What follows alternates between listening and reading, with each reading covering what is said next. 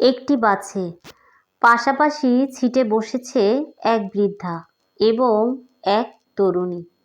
তরুণীটি সুন্দরী এবং অহংকারী। তার হাতে একটি ব্যাগ।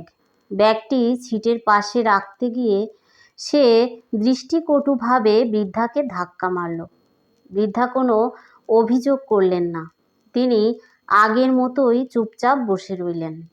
পাশ থেকে এক যুবক ঘটনাটি লক্ষ্য করে বৃদ্ধাকে জিজ্ঞাসা করল, আপনাকে এভাবে ধাক্কা দিল, তারপরও আপনি কিছু বললেন না কেন?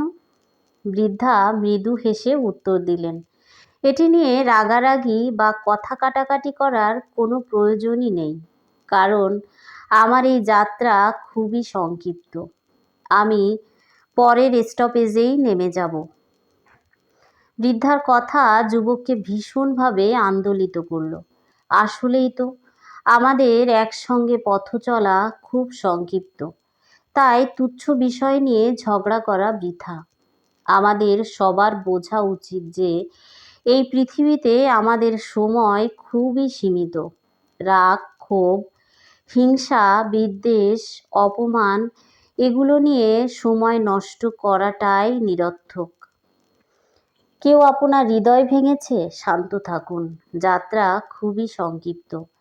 কেউ আপনাকে অপমান করেছে, উপেক্ষা করুন, যাত্রা খুবই সংক্ষিপ্ত। কোনো বন্ধু আপনার সাথে প্রতারণা করেছে, ধীর স্থির থাকুন, যাত্রা খুবই সংক্ষিপ্ত। কোনো প্রতিবেশী আপনার নামে কুৎসা রটাচ্ছে, ধৈর্য ধরুন, ক্ষমা করুন, যাত্রা খুবই সংক্ষিপ্ত।